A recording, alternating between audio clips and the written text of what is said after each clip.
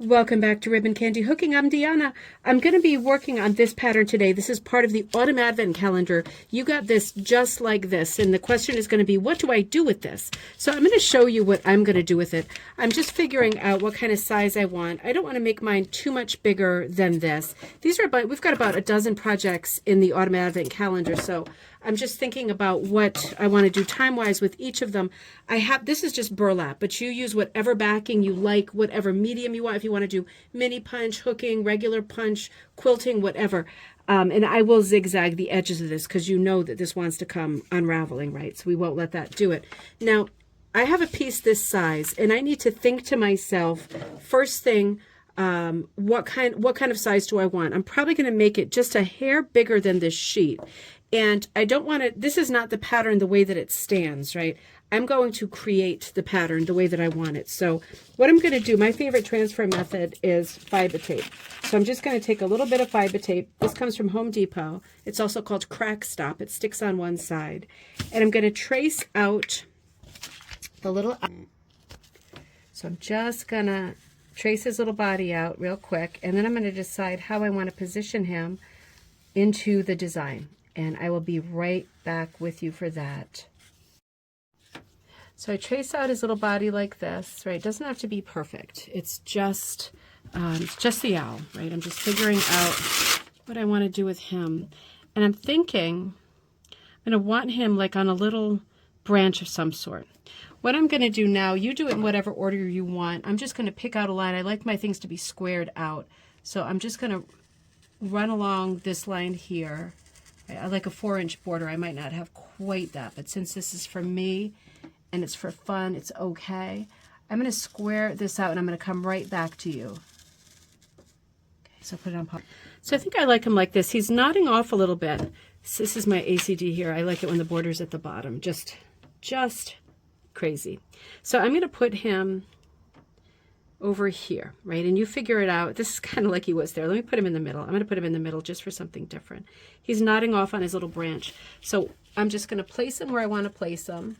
And you do this with your backing fabric or whatever your composition is. Because again, that piece of paper is not a finished design. It's the elements of the design. And then it is up to us to compose. And each person can compose differently. You can do exactly what I'm doing, or you can compose differently. And get all the little ruffles in his chest. These can be done in a variety of the fancy materials that you have in those Advent Calendar bags, or something different, or yarn, or shoelaces, or whatever you want. That didn't come out super dark, but I can see it well enough to trace him out. Burlap, like linen, but even more so, is very rough, very high texture. So since that's the case, somebody sent a message today saying, can you use the Sulky ink transfer marker on linen? And my answer was, I don't. And the reason I don't is what you just saw. The texture is such that, here, Teddy's footsteps coming toward us, is such that it's so rough that, I screwed up his chest a little bit, but I know what I'm doing, that you really don't get the lines really fine. So I've got my character there. That's the owl. I could even do stuff in his ears like that, whatever you want to do, right? So that's him. And then all of these buildings are pretty much for the same thing. So for the next minute, you're going to be seeing me trace these out. Keep going.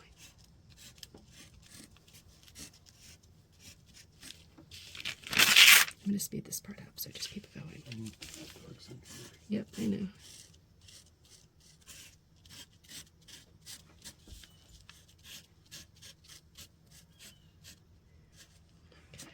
Get ready because I'm going to talk again. All right, so I've got my houses here. You see, this is a variety, 1, 2, 3, 4, 5, 6 little houses in barn shapes, right? I'm going to do them very bold and blocky, and then a couple different styles of fence, close up, far away, or any kind of fence that you prefer. So I'm going to drop in a line like this that I can change later. This is going to be the branch that he's on, and maybe there's bits coming off of it. Right, we'll see. And in the background, I want to put a bunch of little houses, little distant barns. I'm not, for myself, going to put in any kind of horizon line. I'm not going to establish perspective or vanishing point or anything like that. I want this to be a very primitive composition. So I'm just kind of dropping stuff in and tracing it as I go. And, you know, as I'm looking at it later, if I don't like it, I might actually overlap this one a little bit. Maybe I'll do, oh, I've got this one too. Let's do like this. You can, it's kind of like color forms here. You do whatever you want, however it looks right to you, you do that. And maybe we all have slightly different compositions, but I thought a few little distant buildings might be cute. So that's what I'm doing here. And because of my rough surface, I'm just tracing as I go so I remember what I meant before I get too far away. I'm going to speed up this part too.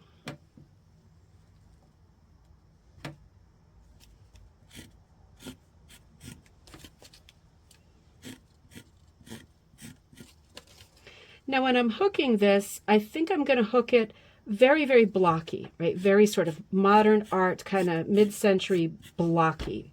And I just want shapes in the distance, right? So I'm going to figure that out as I go. You could make little houses in the distance that are like very primitive with little chimneys and things like that. And if that's what you like, then that's absolutely what you should do. But I definitely want mine to be a bit blocky and kind of nondescript, kind of abstract. So, and I might cut some of these out later. We'll see. But for now, I'm liking that. I just wanted the little nodding off owl in front of kind of a little village with a lot of buildings in the background. Maybe one or two more. I'm trying to prevent, I don't want that happening because, right, that would look like a crown on top of his head, which would be cute. Maybe you want an owl with a crown. I don't think I do. I think I'm going to put this over here for one more. You do as many or as few as feels right for you. And as I say, this is going to be a very abstract composition. So what you're going to see me do as I start filling this in is I'm going to be filling in the owl using, for starters, the Sari ribbon, S-A-R-I, that you got in your packs. So the Sari ribbon, I don't have that with me right now. I have that at home actually, but I have a few other of the ribbons from the packs. I'm going to be working these into the branches here.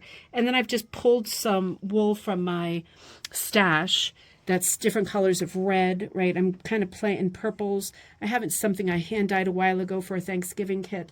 I'm trying to decide what my color scheme is going to be. I even pulled out some quilt cotton that's kind of sparkly.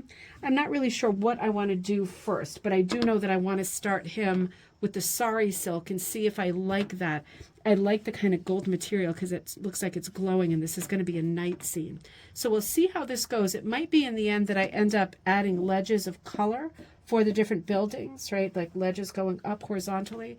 Or it might be that I keep it the way that my vision is right now, keeping it very abstract. But we'll see. We'll see what we end up with. So next time you look at this, it'll be a little bit more filled in. So I am working on my owl. This is like, I might call him Barn Owl or Barnes Owl or something, because I have all my little barns drawn from the last video, right? And I've been working on the owl. I was watching him, working on him last night while I was watching some shows. I used some of these yarns from your advent calendar in random places where I was going to do, thinking about doing a fence and things, right, along here. I just mixed them. And I used, this is what I have left of my sari ribbon. I had the same amounts as you. You had more of the thicker stuff than me. I just grabbed a little bit of it. But I had the same amount of sari ribbon, which was, I feel like it was 10 yards, something like that. And I was able to use it here to get all the little ruffles and stuff into, I even put some sort of feathery hairs coming out of his ear. I gave him, so I used this sari silk to do all these light parts. I found some other scraps of things I had, like some light blue, and I made his eyelids light blue. And I picked up some different reds, right? I showed you these the other day, that I've literally just been cutting with scissors. No cutting machines here at all. Been cutting these with scissors to be here. And I found a little bit of this, like noodles that I had that are kind of a fuchsia magenta color mixed with brown. And that's what I did for the whole owl. It's a very gloomy, rainy day here, so it's hard to tell maybe what the colors are. My main thing that I used is this cut up sweater, right? I often do stuff with cut up sweaters. It's a double knit lot with plenty of dog hair on it. A double knit, you know, people wore these a lot in the 70s and 80s, like ski type sweaters. This one's been washed, so it's a little bit felted. They're slightly different. There's a slight pattern on one side, and it's kind of tweedy on the other side. And again, this is not a fancy operation here. I'm just cutting stuff with my household scissors. I couldn't even find my fabric scissors. So I'm just cutting it with my household scissors, and I'm filling in the background. And like I said, I just used some random colors that I liked from my stash, from other projects. And I'm actually working on burlap, which I often like. It's very, very loose, you know. It's not considered one of the luxury backings, but it's also very inexpensive, and I have tons of it kicking around.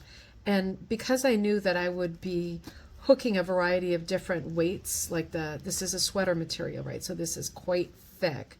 And then I've got some of my different yarns that are in your advent calendar. Those are quite thick and plush too. So I know I wanted something with kind of an open weave, very loose, that would be easy to work with. And this turns out this is the thing. If you have this pattern and you have drawn it just like this, with the owl kind of nodding off in the center on a branch and a bunch of random little barn buildings in the background, kind of abstract. If you've done it similar to this, great. If you've done something completely different with these drawings, great. Whatever you want. If you're going to do the more than one featuring this owl, maybe one with him wide awake, totally up to you, right? It's just a design idea. It's an exercise for our autumn advent calendar. And part of the exercise, besides drawing your composition, is to find materials that are just left over, you know, that you can use for a small project like this. Mine is very small. This is about not even 8 by 10. What do you think this is? Maybe 9 by 9, actually, something like that. It's just a little bigger than a piece of printer paper. So yeah, so part of the exercise is, of course, to just do it thrifted out, right? Old school style, and just find some materials around your house. And even if you're a beginner, I bet that you have some t-shirts that you are not completely fond of, or that got so trashed over the summer that you could cut them up with a pair of scissors and use them like this. Maybe you also have a sweater, like the one I'm hooking right now, that you could cut up and hook into this, right? I bet you have some stuff that you could use. So the thing is to get a design down, figure out how you want to fill it in. I loved using, this is all I have left from the sari silk, but I loved using the sari silk to hook these parts of him. And then I used some of my other elements, just as just a recap. All of these nice high luster, thick yarns were in your advent calendar, right? Maybe you haven't opened all the doors yet, but they're in there. So those are things that you can use. And then for these barns in the background, just using a variety of reds and russets. But you could really do anything. You could go full blast pop art and do like Andy Warhol colors in the background, like crazy primaries, or whatever you like. But this has been a really fun project to work on. Very sort of spontaneous project. No wrong way to attack it. Very easy project.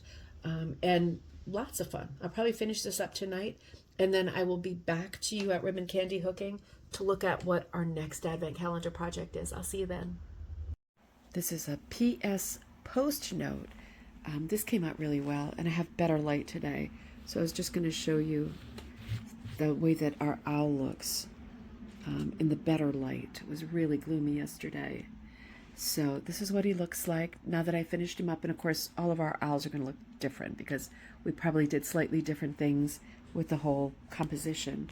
But there he is. And I wanted to show you in the better light some of the colors I used a little bit better.